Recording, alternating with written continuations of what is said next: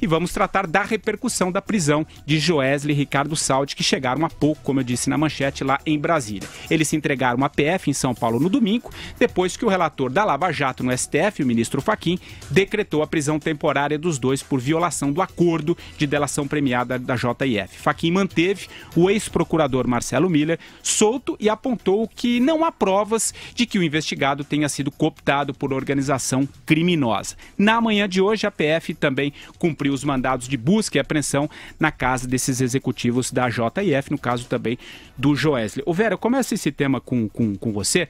Primeiro, o Fachin, você acha que o Fachin deve converter, por exemplo, a temporária em preventiva, que isso também gerou muita discussão, qual que deveria ser o correto?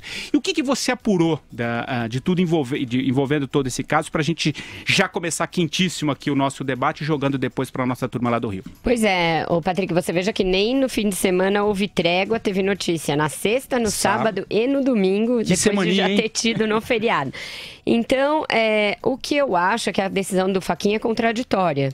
Eu acho que se ele decreta a prisão dos outros dois e não decreta a do Marcelo Miller, ele está deixando de levar em conta o principal elemento do pedido de prisão. O pedido de prisão só foi feito por alguns motivos. Um deles que eles omitiram dados quando da sua colaboração premiada. Outro que eles contaram com a colaboração do Marcelo Miller para fazer essa delação. Inclusive, o próprio Janot, que foi o Procurador-Geral da República responsável pela delação, disse ver indícios de que Marcelo Miller atuou para filtrar informações, escamotear fatos e provas, ajustar declarações e que antes de março ele já ajudava, já auxiliava, inclusive na leniência do grupo. Como ele sabe disso? Porque há e-mails do escritório no qual ele veio a trabalhar depois, o Trent, Rossi, Watanabe, em que ele troca informações sobre a leniência já com o grupo. Isso também tem uma consequência gravíssima, porque a leniência é a parte cível de um acordo como esse, e é ela que vai determinar, por exemplo, se a empresa pode continuar contratando com o setor público, quanto ela vai pagar de multa, vai determinar a saúde financeira da empresa depois do acordo. Então ele atuou nas duas pontas, estando ainda na Procuradoria. O próprio Janot descreve e relata esse quadro. Então, eu não sei que indícios mais precisaria o Fachin para determinar também a prisão do senhor Marcelo Miller. Eu acho que a decisão peca nesse aspecto. Também não entendi esse pedido de prisão temporária em vez de preventiva. Provisória, né? Em vez de preventiva. As duas são temporárias, mas são diferentes entre si.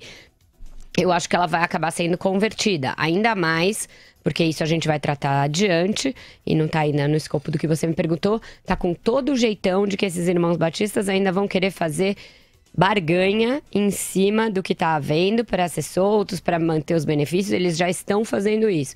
Então não há outra maneira do Supremo mostrar que não barganha com bandido a não ser convertendo a prisão desses senhores em prisão preventiva. Eu acho que isso é inevitável. Aliás, dentro disso que a Vera falou, Andreasa, já passo para você, no próprio depoimento, né, a PGR na última quinta, antes de ser preso, o empresário Ricardo Saldi relatou que recebeu a orientação do ex-procurador Marcelo Miller durante a elaboração do acordo de delação premiada. Isso também já está estampando aí os principais portais. Vai você aí, Andreasa. Patrick Santos, sabe qual será o título do meu artigo amanhã em O Globo? Eu avisei. Eu já tinha visto nas redes. É o seguinte, a quantidade, o volume de excentricidades nesse processo, na tramitação desse processo é extraordinária, né? Vamos lá. Em primeiro lugar, se o Fachin diz que são consistentes os indícios contra Marcelo Miller, por que não o prendeu, né? A Vera acabou de explicar, não faz sentido não haver sido decretada a prisão do Miller se o foram as de Saúde e Joesley, né? Considerando o histórico desses pedidos, também é excêntrico que o pedido seja de prisão provisória e não preventiva, né? A gente fala aqui sempre sobre o excesso de prisão preventiva, mas quando é para uma determinada turma, é a temporária, a provisória. Vejam, faz uma semana, eu anotei aqui a cronologia, desde que o Janot foi obrigado, porque Ele não fez por gesto de coragem, nem por amor à causa. Ele foi obrigado a dar publicidade à existência dessas gravações, dessas novas gravações, porque a PF o faria, né? Lembremos que o senhor Janot e também Fachin eram contra a perícia no gravador do Joesley. Quase derrubaram o presidente sem que o gravador tivesse sido periciado. Uma vez periciado, encontrou-se o material, o Joesley se apressou com medo e entregou o material, e entregou até mais do que queria, né? Pelo menos essa versão oficial. Então, faz uma semana desde que o Janot veio a público dar conta de que a casa tinha caído, de que o acordo, que é a grife da sua gestão à frente do Ministério Público Federal, era uma fraude. Uma semana, tá? Depois disso, só na sexta-feira, dia 8, né, haveria providências da parte do Supremo Tribunal Federal, acatando o pedido de prisão, excluindo Marcelo Miller e mandando prender Joesley e Ricardo Saldi, que só foram presos no final de semana, né, numa longa viagem até finalmente chegar ao seu destino. E aí, só hoje, segunda-feira, exatamente uma semana depois, minha gente, isso é de uma excentricidade sem precedente. Só hoje se faz a busca e apreensão na casa e nos escritórios desses senhores. O que significa o seguinte: eles tiveram uma semana para destruir tudo quanto fosse prova que haveria, ou não. Procurem na história das operações conduzidas pelo Ministério Público alguma cronologia dessa natureza, que tenha se dado nessa ordem. O Janot avisou na segunda-feira passada, uma semana, que faria tudo isso ao longo dessa semana e deu tempo. Onde já se viu anunciar? Se você diz que pretende rever um acordo e que a revisão, a suspensão do acordo que tornou os Batista imune, se isso pode ser suspenso, portanto a prisão, uma questão de tempo. E portanto, se a prisão temporária ou preventiva, é porque se pretende fazer busca e apreensão. Quer dizer, você avisa para suas vítimas o que você vai fazer. E quem se dá bem com isso? A quem se poupa não é o Joesley, não é o Saúde. A quem se quer proteger nessa história? Deu tempo para destruir muitas provas mesmo, né, Madu? Como é que você vê essa questão e essa colocação aí do Andreasa? Eu acho que tanto o Andreasa quanto a Vera foram bastante elucidativos, levantaram vários aspectos importantíssimos desse. Estamos com um probleminha na comunicação. Vera, acho que é importante a gente falar um pouquinho sobre isso. E, aliás, a gente tinha que falar também do encontro do Janot com o Pierre Paulo num bar lá em Brasília, né? Bastante obscuro. Foi casual, mas o que você... Não tem casualidade possível nesse encontro, por algumas razões, e quem morou em Brasília ou mora... sabe muito bem delas. Eu até postei um mapinha no meu Twitter que me foi enviado por um amigo brasiliense também, que falou: olha, você sabe onde é isso aqui, você sabe que não há encontro casual possível. Essa distribuidora de bebidas na qual eles se encontraram fica lá no meio do Lago Sul, é um enclave no meio do Lago Sul, não é nenhum ponto turístico, nem de afluência de turistas foto ali. De Brasília. Eles estão escondidos atrás de caixas de bebidas. O Pierre é paulistano, ele mora aqui, reside aqui, não sei por que razão estaria no sábado em Brasília, a não ser para tratar dos interesses de seus clientes e, portanto, daí a necessidade de se encontrar com o Procurador-Geral da República. É um encontro fora da agenda, o que foi uma das grandes justificativas dadas pelo próprio Ministério Público para a ação contra o presidente Michel Temer, para o pedido de investigação contra o presidente Michel Temer.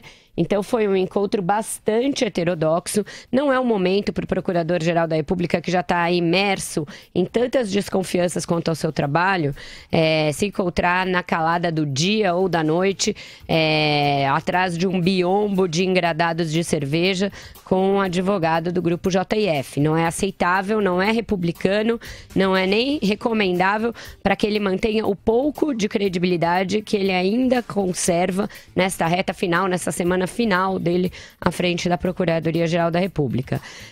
Eu acho que é mais um episódio em que o Janot vai se perdendo. E o que eles estavam negociando? E aí, a possibilidade da gente especular sobre várias coisas. Hoje está no noticiário os advogados da JF praticamente dizendo que só trazem de volta áudios que estão no exterior se os benefícios forem mantidos. Eles estão fazendo nada menos que chantagem com o Supremo Tribunal Federal e com a Procuradoria-Geral da República, mantendo as tais provas como reféns no exterior.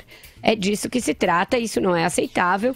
Não há outra solução a não ser manter esses senhores enjaulados, encarcerados, porque eles diziam, se pavoneavam que não seriam presos e, pelo jeito, fizeram muitas coisas para não ser presos. Uma delas foi enviar esse suposto áudio ao exterior e mantê-lo lá como mais uma tentativa de barganha. Agora sim o contato está restabelecido. Vai lá, Madu. Pois é. Esse encontro num botequim, no mínimo, um dos dois vai dizer, olha, pessoal, meu amigo, eu não posso encontrar com você em nenhuma circunstância, alguém vai ter que ir embora desse boteco. Mas não foi isso que aconteceu. E o mais curioso é que algum dos lados, soprou para a imprensa, para algum jornalista amigo, que haver esse encontro, que manda fotógrafo para registrar isso. Não existe almoço grátis, pessoal. Isso é muito estranho, essa história. Ela tem que ser esclarecida. Aliás, as desculpas de que foi um encontro casual é mais ou menos como a gente já viu algumas semanas atrás, né, quando o governo ficou arrumando desculpas e vai mudando toda hora. Amanhã vocês podem ter certeza que eles vão mandar uma outra desculpa para esse encontro esdrúxulo, inoportuno e não republicano.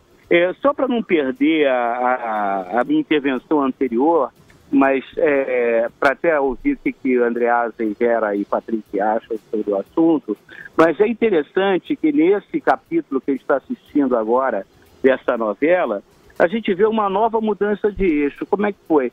De eixo dramático. Quando você teve a denúncia do Joesley, né, o encontro gravado, secreto do Jaburu, os canhões foram apontados diretamente para o peito do presidente Temer, do PMDB, né, tirou-se completamente o PT, e principalmente o Lula, da linha de tiro. Agora, nos entreveros mais recentes, né, nos fatos mais recentes, a gente já vê uma nova mudança. Você vê um ataque direto a esse lado, essa vertente aí do JS, do Joesley e tal, né, que tiravam, livrando o PT da manchete dos jornais, e voltamos de novo, volta-se de novo a atacar o Lula, atacar o PT diretamente, né, com denúncias gravíssimas, e seja, há uma clara mudança de eixo de ataque. Eu pergunto, por que isso, né? Como se explica isso? Ou se isso é só paranoia da minha parte, né? Agora, eu vejo alguma coisa, algo de extremamente positivo, né, que você agora vai ter, de qualquer forma, uma revisão total nesse acordo que foi repudiado por toda a sociedade brasileira. Nesse acordo da JS com o Ministério Público. E eu quero só enfatizar o que a Vera disse, que foi muito importante. Os advogados do grupo JS estão fazendo chantagem com a justiça brasileira. Não pode ter acordo com esses caras. E olha, advogado e bandido é diferente, pessoal. Esses advogados aí, eles estão adotando posturas de delinquente, de bandido. Quem faz chantagem é bandido. Então, aliás, só para concluir minha análise, entre aspas, né, mas é muito pitoresco e muito sugestivo, né, eles terem contratado o notório advogado Cacai, esse que é um pequeno delinquente, porque ele é um homúnculo, né? Esse pequeno delinquente que se diz advogado para a defesa do Joesley e do Saúde. Isso é muito curioso, né? E só para encerrar também, é notável que esses caras são muito corajosos, falam muito em gravação, mas na hora que está entrando na tela, está em pranto compulsivo. São os bundões, são os covardes, medrosos. Andreasa, passo a bola para você. Tem esses dois assuntos aí, o dono da JBS, que só entregará o material se o acordo de colaboração foi mantido, né? Chantagem pura, a Vera e o Madu já falaram. E se você quiser falar um pouquinho também desse encontro lá no fim de semana do Janot com o Pierpaolo.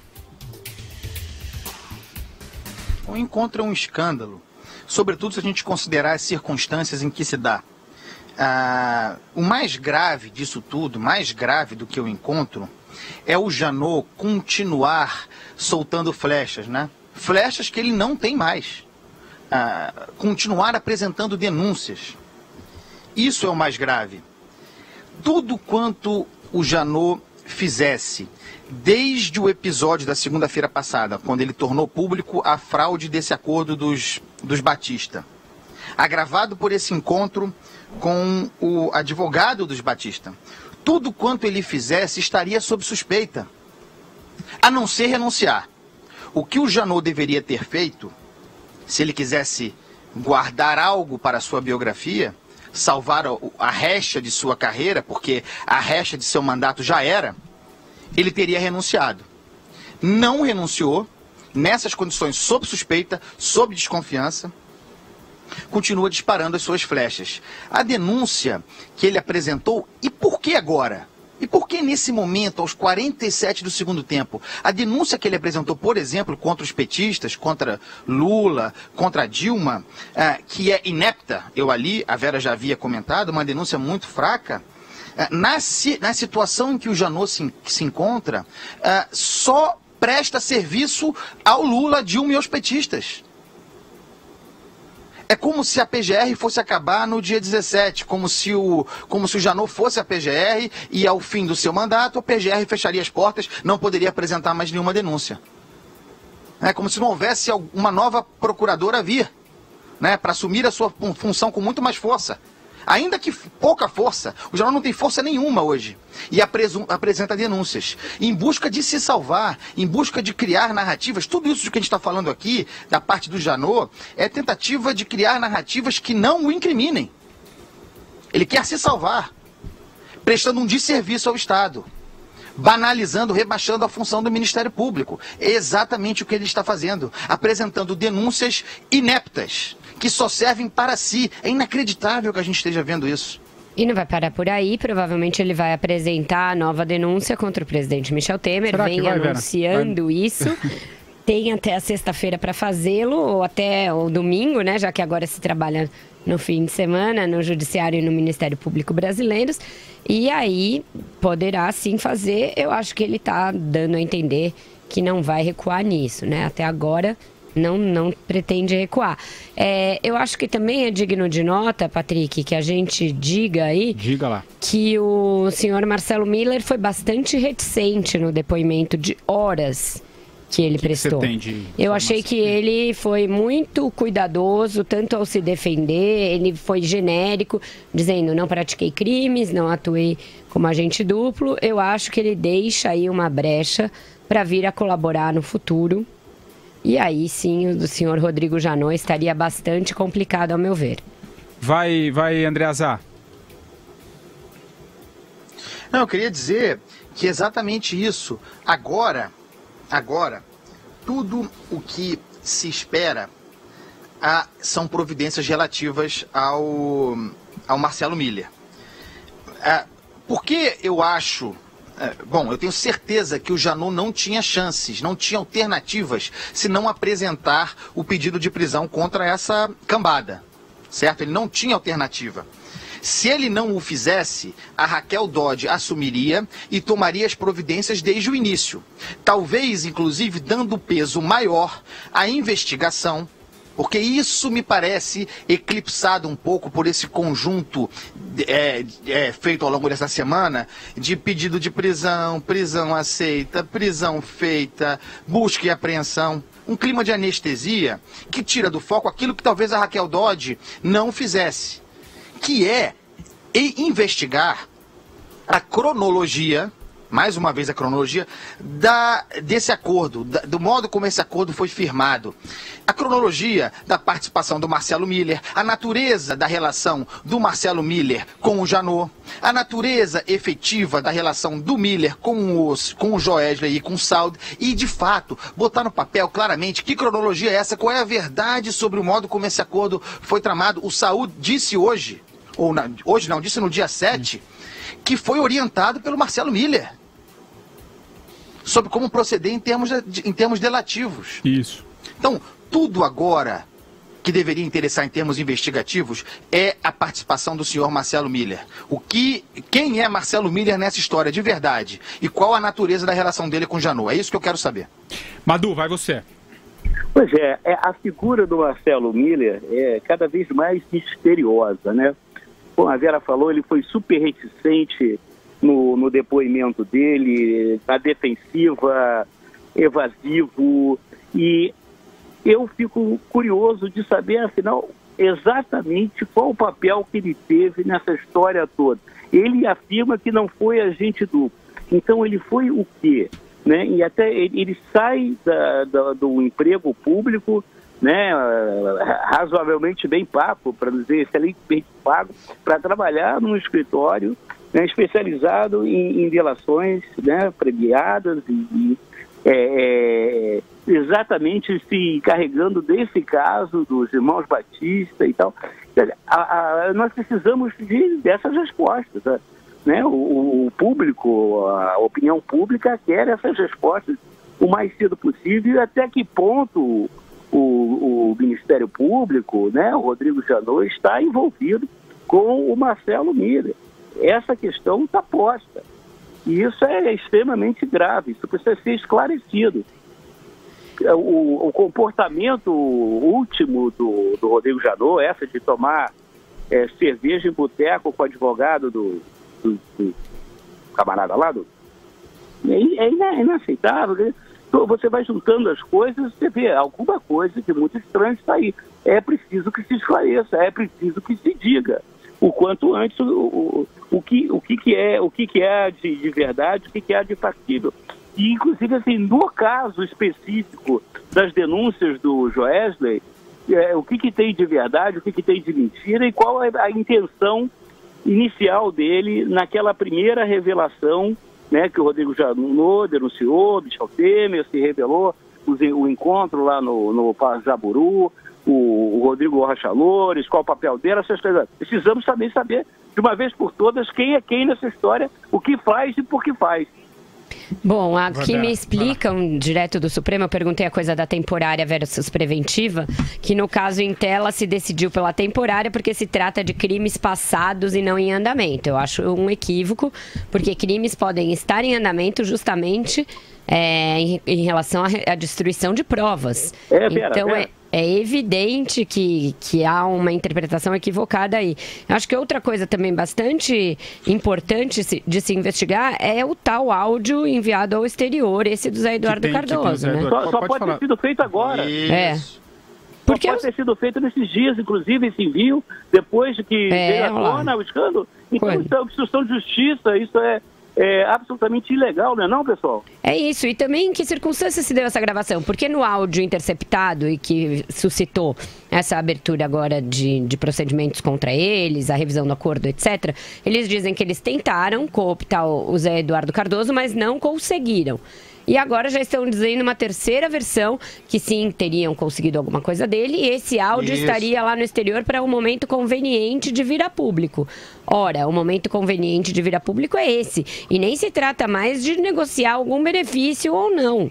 Os sujeitos estão presos, estão sob um benefício que eles burlaram, que eles fraudaram. Eles têm de mostrar esses áudios. Oi, diga. Dizem agora que fizeram pagamentos mensais de, se eu não me engano, 70 mil reais, pagamentos falsos ao escritório do Marco Aurélio sei lá o quem, que seria amigo ou sócio do Cardoso, e que esses pagamentos, ou parte dele, seriam destinados ao Cardoso. É para manter uma boa relação com o ex-ministro. É uma acusação, é uma fala gravíssima. E são tão irresponsáveis que falam o seguinte: não sei se o dinheiro foi entregue, mas que eu fiz. Quer dizer, é esse tipo de monstro que as delações mal conduzidas criam. O que os Batista fazem agora, estão convictos de que podem fazer, mesmo presos. Eles acham que podem continuar fazendo delações e agora chantageando o Estado brasileiro. A informação que chega também, Vera, olha só, o juiz Valisley de Souza Oliveira, da 10ª Vara Federal do Distrito Federal, decidiu suspender a homologação do acordo de leniência do grupo JF até que o Supremo, né, dê a palavra final sobre a validade da delação dos executivos do grupo, que, aliás, isso deve acontecer, acho que é quarta-feira, se eu não me engano, né? Não, uma boa medida mesmo, porque a única leniência que se viu aí foi da Procuradoria-Geral da República em relação a esses bandidos, né? Foram bastante lenientes, bastante condescendentes e cúmplices, por que não dizer? Então, também é de bom tom que aconteça isso, porque a gente tem tido notícias todos os dias deles negociando ações, negociando controle de empresa para cá e para lá, venda de ativos. Não tem leniência possível com um grupo que está aí, né, querendo fazer dinheiro a qualquer preço. Ô Madu, tem uma outra informação também, eu passo a bola para você, né, para a gente tratar aqui também. O presidente Temer não comentou os últimos acontecimentos das delações aí da JF, mas do governo quem veio a público foi o ministro da Justiça, o Torquato Jardim. Em uma entrevista hoje à Folha de São Paulo, ele disse ter ficado surpreso com a falta de preparo dos procuradores que elaboraram um acordo da empresa e destacou que a prisão de Joesley e do Ricardo Saldi trará consequências graves à credibilidade do processo. O que você achou da fala aí do ministro da Justiça? Eu entendo, eu acho que o ministro da Justiça não deveria emitir esse tipo de opinião, esse tipo de avaliação do Ministério Público. É evidente que houve falhas processuais, mas aí o que está subentendido nessa declaração é que o ministro da Justiça, veja bem, me refiro ao ministro da Justiça, já está colocando sob suspeição as delações premiadas como um todo e, por consequência, a Operação Lava Jato, ou seja, ele está se apresentando para aquilo que ele foi chamado a fazer, né? Ou seja, colocar areia na história toda, fazer o mela-bela, né? Bate-bate, mortadela, não valeu nada, vamos passar uma borracha.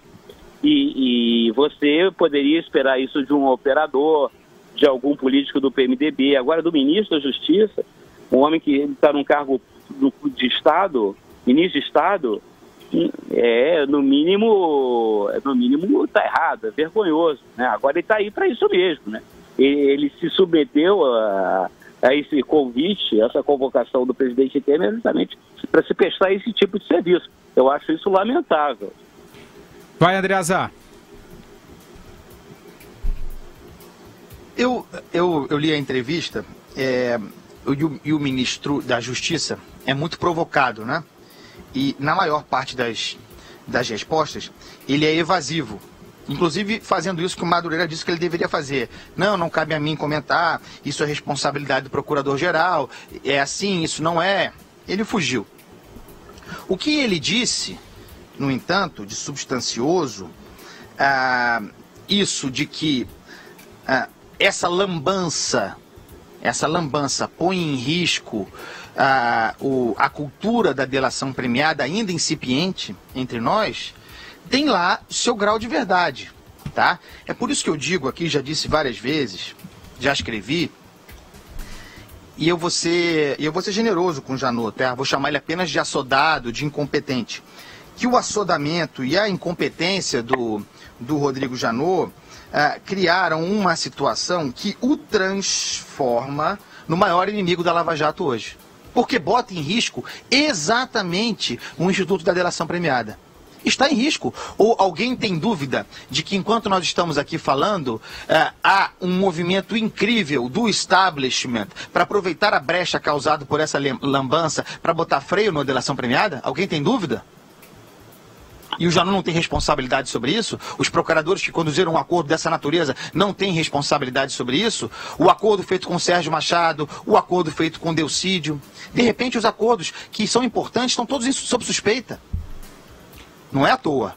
A gente tem que dizer quem são os responsáveis por isso. Os procuradores têm parcela da responsabilidade sobre isso, mas pessoas como o Torquato Jardim estão esfregando as mãozinhas e vendo nisso a chance de partir para cima da Lava Jato. Eu acho que cabe ao Supremo Tribunal Federal encontrar a justa medida entre tudo isso. A justa medida não pode pôr em risco o Instituto da Delação Premiada, que ademais é um instituto legal, está na lei, está regulamentado em lei, é aplicado de acordo com os marcos legais e passou por uma recente e detalhada revisão.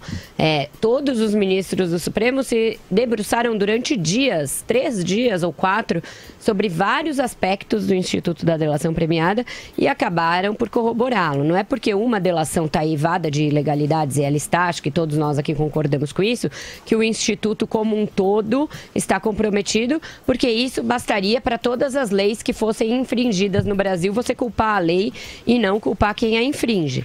Então, eu acho que tem que se punir os senhores Batista, o senhor Marcelo Miller e, se houver outros procuradores, inclusive Rodrigo Janot, envolvidos nessa lambança, nessa ilegalidade, nessa picaretagem, também puni-los, assim como há que se punir os responsáveis por crimes que eventualmente eles tenham delatados e cujas provas estejam preservadas.